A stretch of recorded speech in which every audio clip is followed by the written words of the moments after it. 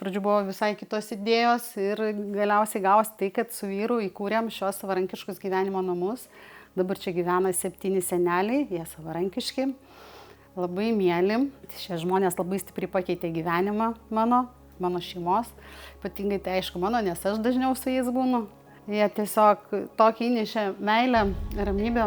Išmokau tiesiog mylėti žmonės ir tiesiog, kad jie yra šalia. Ir didžiausia palaima yra, kada darbas patinka, kai ateina, tave apsikabina žmogus, pabučiuoja, galiausiai mato, kada esi pavargęs, tau sako, eik pailsėk. Arba eina už tave pasimeldžia, už tavo šeimą. Tai yra kažkas tai tokio. Taip, šiuo metu pas mus gyvena labai puikiai moteris, jinai nuostabiai tapo. Mums pasisekė, netgi mūsų darbus yra pasiėmę pas save, pasipuošę, pasikabinę Vilkijos ligoninės skyrius nesenai atsidaręs. Tai mums buvo siurprizas didelis.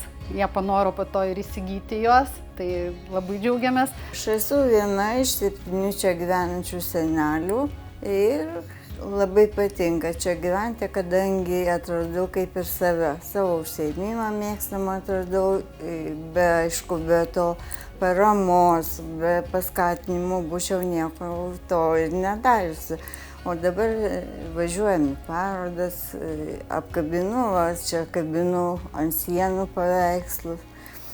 Kažkaip smagu gyvenam kaip vienoj šeimoj.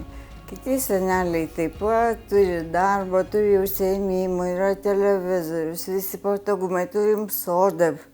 Ir sodas, ir lapus grėbėm patys, viską tvarkomės aplinką. Ir norėčiau pasakyti ir vyresniem, ir jaunesniem, galbūt už mane amžiaus žmonėm nebijokit, eikit drąsiai, kabinkitės. Jeigu tik yra galimybė, kurkit, svajokit ir imkitės projektų, kurkit. Mes esam nepelno siekiantis, jūs galit įkurti didesnių planų verslą savo ir turėti pajamas, būsit savo šeimininkai.